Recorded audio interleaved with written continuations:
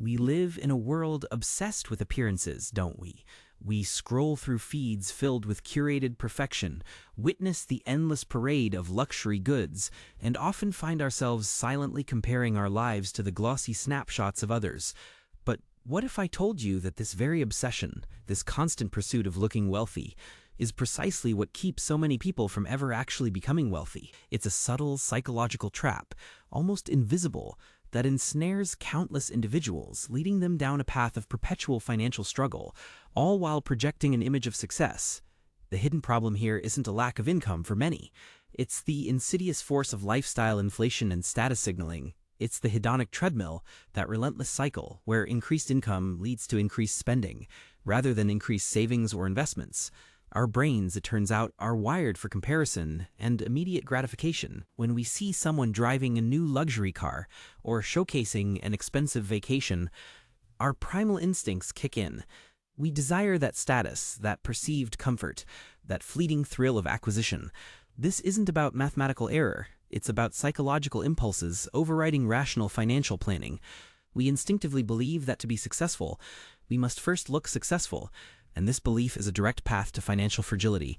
Consider the stark contrast between two archetypes, the performatively affluent and the quietly wealthy. The performatively affluent individual often earns a respectable income, perhaps even a high one, yet their spending habits mirror their income growth, sometimes even exceeding it. They drive the latest model lease, their home is meticulously staged, their wardrobe echoes current trends, their external life screams success. But behind the scenes, credit card balances grow, savings accounts remain stagnant, and true financial independence feels like a distant fantasy. They are often trapped in a perpetual cycle of needing to earn more to maintain their image, sacrificing freedom for optics. Then there's the quietly wealthy. These individuals might earn the same, or even less than their performative counterparts, but their behavior is fundamentally different. Their car might be 5 or 10 years old, perfectly functional. Their home, while comfortable, might not be the largest or most opulent in the neighborhood. They wear classic, well-made clothes that prioritize durability over brand recognition. Their wealth isn't broadcast, it's built. It's in their diversified investment portfolio, their emergency fund, their rapidly decreasing mortgage, or their substantial passive income streams. Their decisions are driven by long-term financial freedom, not short-term social validation.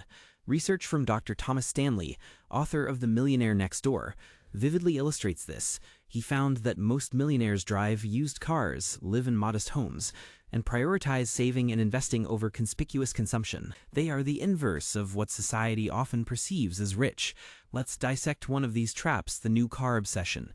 The behavior is straightforward as income rises, where simply to keep up, people feel compelled to upgrade their vehicle every few years, often opting for new models or luxury leases. The hidden cost here isn't just the sticker price, it's the immediate and dramatic depreciation, often losing 2,030% of its value in the first year alone. Add to that the higher insurance premiums, increased maintenance costs for newer, more complex vehicles, and the constant stream of monthly payments. The long-term math is brutal. Imagine taking that extra $500 a month spent on a brand new leased luxury SUV versus a reliable used car. Invest that $500 monthly at a modest 7% annual return, and after 10 years, you'd have over $86,000. After 20 years, it explodes to over $260,000 reals. That's $250,000 sacrificed for a depreciating asset. The unsexy alternative. Buy a reliable, slightly used car with cash if possible, or finance it for a short term and drive it for as long as it runs well.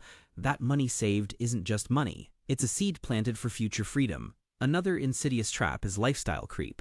This isn't a sudden fall, but a gradual, almost imperceptible ascent. As promotions come, as salaries increase, the immediate impulse is to upgrade everything: fancier dinners, more expensive holidays, subscriptions to every new streaming service, a larger home than truly necessary. The behavior is a natural response to increased means.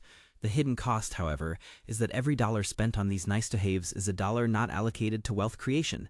Your income grows, but your savings rate doesn't, or it even declines relative to your spending. The long-term math shows that this incremental spending, especially when it becomes habitual, systematically erodes your ability to build capital. A consistent, high savings rate during your peak earning years is far more impactful than waiting until you're nearing retirement. The unsexy alternative.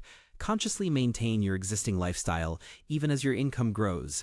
Automate savings and investments before you allow your spending to expand. Treat every raise, not as an invitation to spend more, but as an opportunity to accelerate your path to financial independence.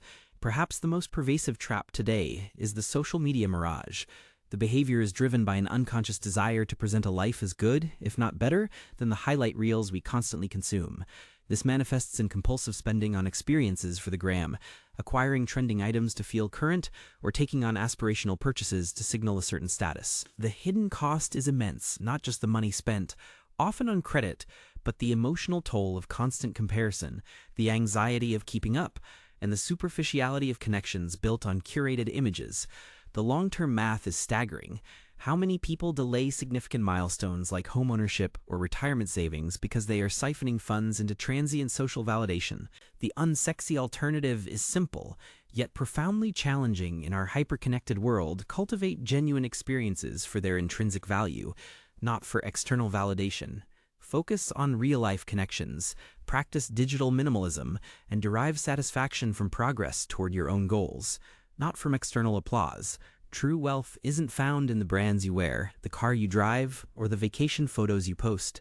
It's far more profound. Wealth is optionality. It's the freedom to choose how you spend your time, who you spend it with, and what work you engage in. It's control over your own destiny, not the anxious pursuit of impressing others. It's the quiet confidence that comes from knowing you have a safety net, an investment portfolio growing steadily, and the ability to weather life's inevitable storms without fear. This shift in identity from prioritizing appearance to valuing genuine financial freedom is the critical turning point. So, here is one simple action you can take in the next 24 to 48 hours. Open your banking app or pull up your last month's credit card statement. Look through your transactions and identify just one expense that was primarily driven by status signaling, by a desire to look a certain way, rather than serving a core need or bringing genuine, lasting joy. Then, make a concrete plan to eliminate or significantly reduce that expense next month.